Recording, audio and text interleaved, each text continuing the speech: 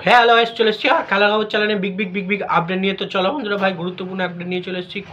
ফুল ভিডিওটা দেখতে থাকো, স্কিপ করবে না। স্কিপ করলে কিন্তু ভিডিওর মধ্যে অনেক কিছু মিস করবে। এবং এই খেলার খবর চ্যানেলে যারা নতুন আছো, অবশ্যই এই খেলার খবর চ্যানেলটা সাবস্ক্রাইব করে পাশে থাকা এবং পাশে থাকা ব্ল্যাক অন ঘন্টাটাকে ডং করে বাজিয়ে দাও। বেশি লাইক এবং কমেন্ট করে দাও, যাতে মোটিভেট হয়ে তোমাদের এই খেলার খবর চ্যানেলে আমি ফার্স্ট আপডেট দিতে পারি। তো চলো বন্ধুরা, ফার্স্ট যে আপডেটটা নিয়ে কথা বলবো, খুব গুরুত্বপূর্ণ একটা আপডেট তোমাদেরকে শেয়ার করতে চলেছি কিন্তু এই ভিডিওর মধ্যে। তো মোহনবাগান শিবিরের প্লেয়ার জেসন কামিংসকে নিয়ে। তো মোহনবাগান শিবিরের প্লেয়ার জেসন কামিংস কিন্তু একটা বড় রেকর্ড করলো। তো বড় রেকর্ড করলো কি জেসন কামিংস? তোমরা নিশ্চয়ই জানো জেসন কামিংস সেই এর আগের যে ম্যাচটা হলো মোহনবাগান ভার্সেস চেন্নাই, এই ম্যাচটা নিয়ে তার কিন্তু 50তম ম্যাচ সে কিন্তু খেলে ফেললো মোহনবাগানের হয়ে। এবং সে কিন্তু মোহনবাগানের হয়ে 25টা গোল করলো 50টা ম্যাচের মধ্যে, এবং 5টা অ্যাসিস্ট করলো, 30টা গোলের কন্ট্রিবিউশন রইলো। এবং অসাধারণ কিন্তু খেলেছে। ঠিক টাইমে যখন তাকে দরকার পড়েছে তখন সে কিন্তু গোল করে গেছে। যখন টিমের খারাপ সময় তখন কিন্তু সে গোল করে গেছে। খুব যে হিউজ গোল করেছে তা কিন্তু নয়, কিন্তু টাইমে কিন্তু সে ভালো জায়গায় এসে কিন্তু গোলটা করে গেছে। টিমের যখন অসময়ে কিন্তু জেসন কামিংস পাশে দাঁড়িয়ে গোলটা করেছে এবং টিমকে জিতিয়েছে। এবং তার 50তম ম্যাচ তার খেলা হয়ে গেল মোহনবাগান শিবিরে।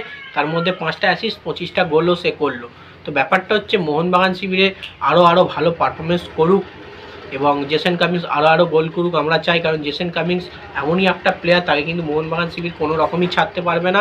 মোহনবাগানের হয়ে কিন্তু খুব দুর্দান্ত পারফরমেন্স দেয় জেসন কামিংস, এবং প্রচুর পরিমাণে কন্ট্রিবিউশন আছে তার দলের হয়ে। কারণ ক্রুশিয়াল ম্যাচে কিন্তু জেসন কামিংস দলকে গোল করে জিতিয়েছে, এবং সে কী বড় মানের প্লেয়ার সেটা কিন্তু সে বুঝিয়েছে। তো যাই হোক, জেসন কামিংসকে নিয়ে এই আপডেট ছিল।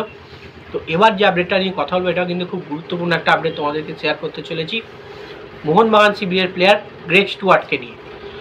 তো গ্রেগ স্টুয়ার্ট কিন্তু দুর্দান্ত একটা বড় পুরস্কার পেয়ে গেল, প্রায় পেতে চলেছে এই পুরস্কারটা। গ্রেগ স্টুয়ার্ট যখনই খেলছে তখনই পাচ্ছে।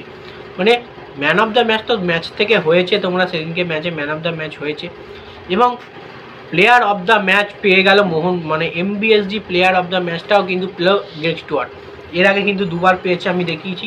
এটাকে নিয়ে কিন্তু 3বার পেয়ে গেল Greg Stuart MBSG player of the match. 10 minute খেলে, শুধু 10 মিনিট খেলে Greg Stuart MBSG player of the ম্যাচটাও তুলে নিল এবং ম্যান অফ দ্য ম্যাচটাও সেদিনকে তুলে নিয়েছে। তাহলে বুঝতে পারছো, 90 মিনিটের খেলা যে 5 মিনিটও ভালো খেলবে সে কিন্তু দুর্দান্ত পারফরমেন্স করতে পারবে। সেরকমই কিন্তু গ্রেগ স্টুয়ার্ট সেদিনকে 10 মিনিট খেলে কিন্তু দুর্দান্ত পারফরমেন্স করে MBSG player of the match হলো এবং ম্যান অফ দ্য ম্যাচ হলো ম্যাচে আইএসএলে। তো যাই হোক, গ্রেগ স্টুয়ার্ট দুর্দান্ত পারফরমেন্স করেছে, দুর্দান্ত খেলেছে, অসাধারণ খেলছে।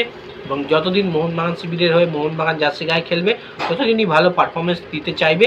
কারণ তার একটাই লক্ষ্য, সে মোহনবাগান টিমকে আবারও একটা লিগ সিল দিতে চায়। কারণ আগের মরশুমে মোহনবাগান লিগ সিল পেয়েছিল, এই মরশুমেও সে কিন্তু লিগ সিল দিতে চায়। তো দেখা যাক কি হয়। তো এবার যে একটা আপডেট নেবো, এটা হচ্ছে নর্থ ইস্ট ইউনাইটেড কোচ ফেডরো বেনালিকে নিয়ে।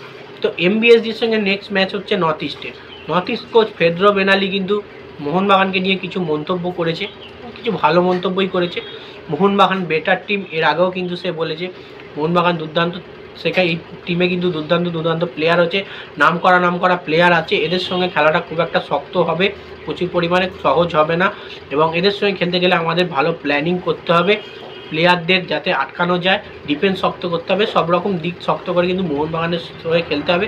এবং আমরাও কিন্তু তৈরি মোহনবাগানকে হারানোর জন্য, আমরাও কিন্তু সেরকমই দল গঠন করেছি, ভালো খেলছি এবারে আইএসএলে। তো দেখা যাক কি হয়।